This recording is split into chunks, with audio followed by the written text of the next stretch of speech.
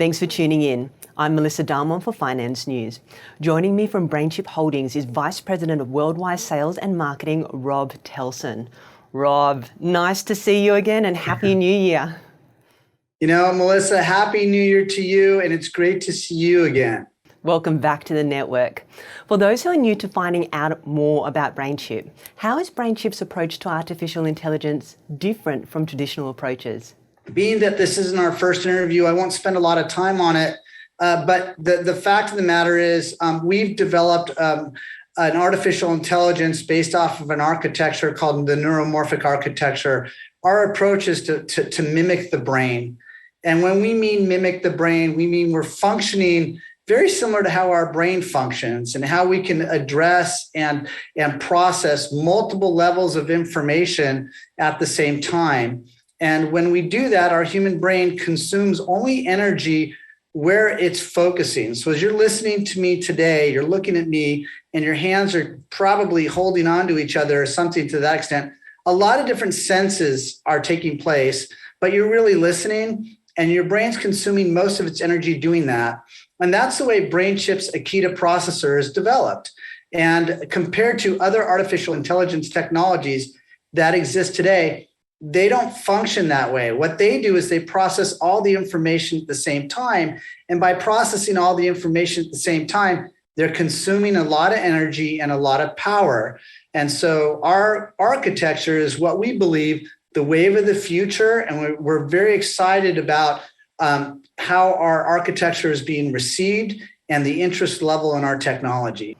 Could you talk us through where the company's focus is and how you see current and future clients using your technology? Yeah, good question. So as of right now, our focus as a company is on 100% commercialization. I mean, we are hands down trying to grow the company, scale the company, and invest in what most technology companies do is they transition from a product development environment into commercializing your technology. A lot of investment goes into that.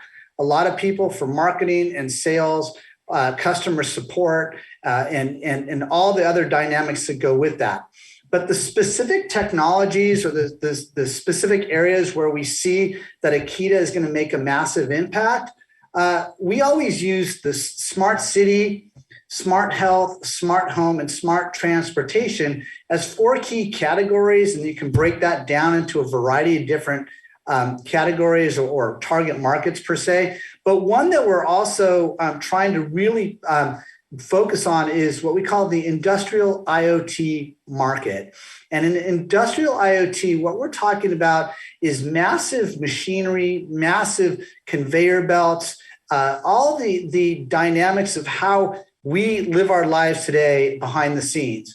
And having artificial intelligence implemented into some of those applications allows companies to be able to change their pick lines and their conveyor lines on the fly using Akita from, let's say, bottles to boxes or fruits to vegetables, and being able to use Akita to help make these transitions very efficient, very effective without pre-programming or reprogramming of networks or systems or anything to that extent, all the way through to what we call vibration analysis, where we can determine whether a machine is healthy or not healthy and might need service.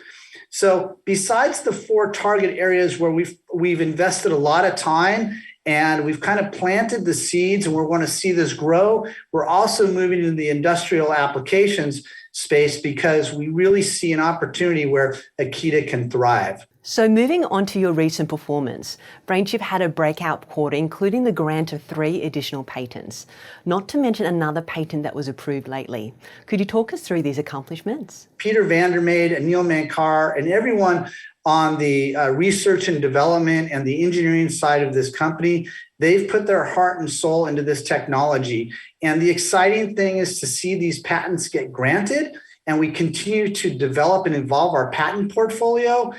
We have many more patents that are pending that they're working on getting approvals on, but these are exciting times. And when I take a look at it, as someone who's been in this technology space for a long time, it kind of reminds me of some other companies that have gone through massive growth adoption early, and then new development, and then massive growth again. Companies like Tesla, if you looked at Tesla, when they went public, they didn't have a product that they were actually delivering at the time. And they went public with a market cap of $1.7 billion US. They went public a little over 10 years ago. It took them 4 to 6 years to introduce their Model S vehicle from the time they went public and put it into production. The amazing thing today, though, it's a $900 billion US market cap. Those are exciting things, and that's what technology companies do. They continue to develop, they continue to grow, and we feel at BrainChip, we're focused on the edge AI inference market. It's in its infancy.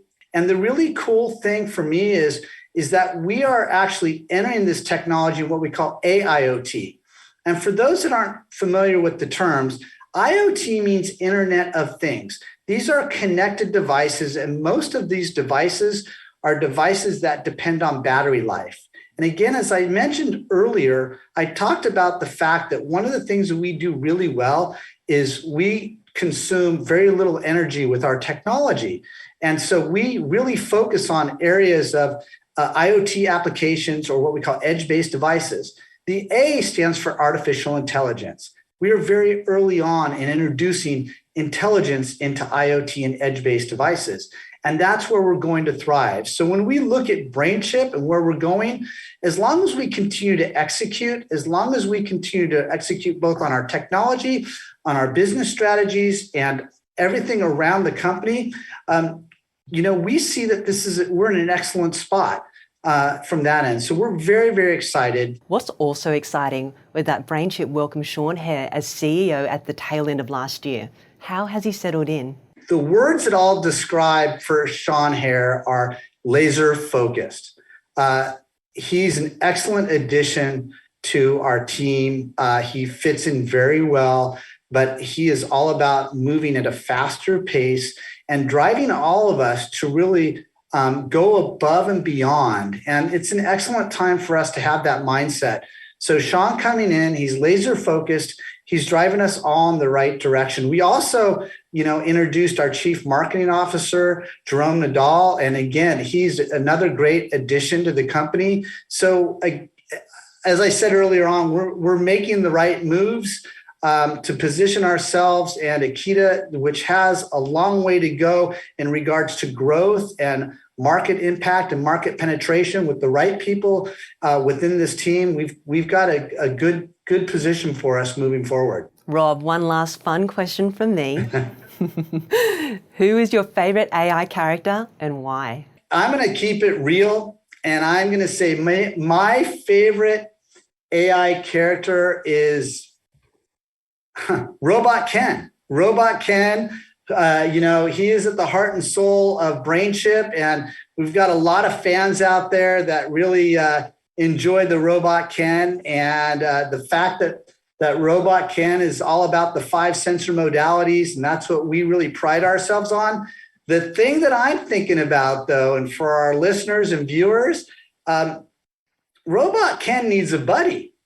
And so we're just trying to figure out who that buddy is. Maybe it's a dog, maybe we name the dog Higgins. I don't know. But Robot Ken and his potential companion, those are my favorite AI characters. Very exciting times ahead. We love that word. Rob, always great to speak with you, and I wish you the best for 2022. Melissa, thank you very much. Wishing you guys the best as well. We look forward to future conversations. And for all those that are following us at BrainChip, we truly appreciate all your support, and we're looking forward to an exciting 2022. So thank you.